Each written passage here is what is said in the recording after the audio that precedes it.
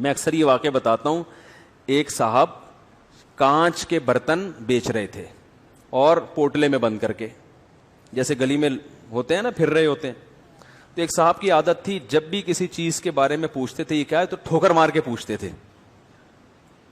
تو اس بیچارے بیوپار نے وہ کانچ کے برتن نیچے رکھے, سیٹھ صاحب نے کہا کہ رکھ دو. اس کو نہیں پتا تھا سیٹھ صاحب کو کہ اس کے اندر کانچ ہے. تو ٹھوکر ماری, بولا یہ کیا ہے, تو کہتے ہے نہیں تھا. ہے نہیں تھا, ختم, اب کچھ بھی نہیں ہے. تو بات کیا چل رہی تھی؟ ہاں, تو اب وہ جو ایک آدمی کو چمگادڑ کھانے سے, یا پتہ نہیں کس چیز سے, ڈاکٹروں کو پتا ہوگا, بعض کہتے ہیں چمگادڑ کھانے سے ہوا ہے, تو وہ گلے ملا اور اس کو کسی سے ملنے کے قابل نہیں چھوڑا. لیکن اس کو بھی تو بعد میں پتا چلا, 15 دن بعد پتا چلا ہوگا مجھے کرونا ہو گیا, تو وہ بھی 20-25 لوگوں سے گلے ملا, اور جو جس سے ملتا رہا ہوتے ہوتے آج پوری دنیا میں کرونا پھیل گیا ہے.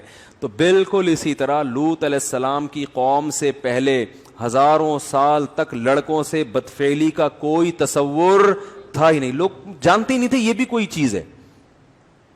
بھئی اللہ نے مرد اور عورت کو ایک دوسرے کے لیے بنایا نا, جانوروں میں بھی ایسا ہی ہے کہ مرد اور عورت ایک دوسرے کے لیے, تو کوئی بھی نہیں کرتا تھا.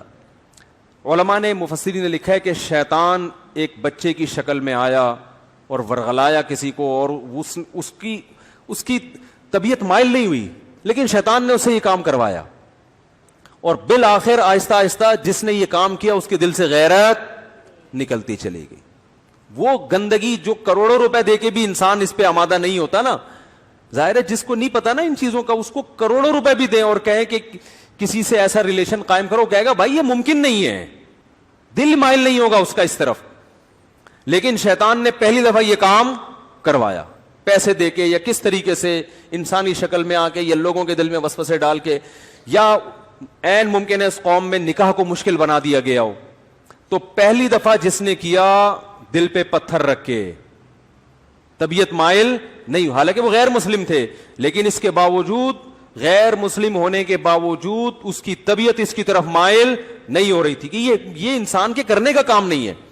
لیکن جس کے ساتھ کیا, جس نے کیا, آہستہ آہستہ توبہ چونکہ کی نہیں, تو وہ اس غیرت کے خلاف کام کو, بے شرمی کے کام کے عادی ہو گئے. جیسے پہلی دفعہ شرابی کو دیکھ کے بھی گھن آتی ہے, شرابی کے منہ سے اتنی بدبو آتی ہے نا. مجھے تو اللہ کا شکر ہے تو شرابی ہمارے معاشرے میں نظر نہیں آتے اتنے, لیکن کبھی کوئی بھولا بھٹکا نظر آ جائے تو ہم کافی لمبی دور سے نکل جاتے ہیں, ہمیں پتہ ہے بدبو آ رہی ہوگی, گھن آتی ہے اس سے.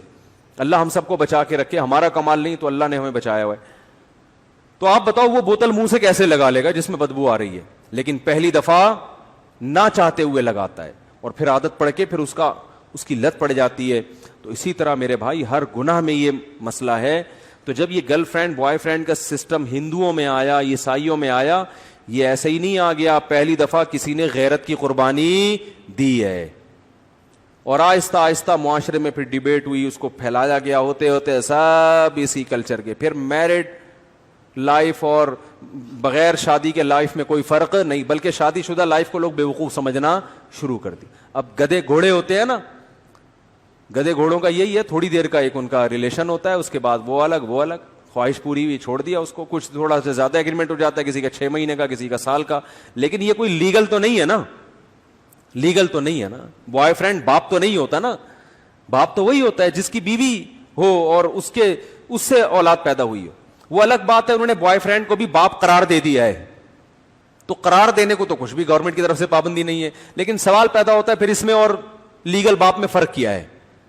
تبھی اسلام نے ایک دو ٹوک بات کی ہے, بھائی جو بوائے فرینڈ ہے وہ باپ نہیں ہو سکتا. باپ کون ہوگا؟ الولد للفراش. رسول اللہ صلی اللہ علیہ وسلم کی صحیح حدیث ہے, جس کی بیوی کے ہاں بچہ پیدا ہوگا تو اس عورت کا شوہر اس بچے کا باپ ہوگا, بوائے فرینڈ باپ نہیں ہو سکتا. کہیں بھی کاغذ میں اس کا نام اسلام ڈالنے کے لیے تیار نہیں ہے, ورنہ لیگل انلیگل میں فرق ختم ہو جائے گا نا. مفتی طارق مسعود صاحب کے بیانات سننے کے لیے youtube.com/مفتی طارق مسعود کو سبسکرائب کریں, اور اگر آپ لائیو ویڈیو کو کبھی بھی مس نہیں کرنا چاہتے ہیں تو سبسکرائب کرنے کے بعد بیل آئیکن پہ کلک کرنا مت بھولیں. جزاک اللہ.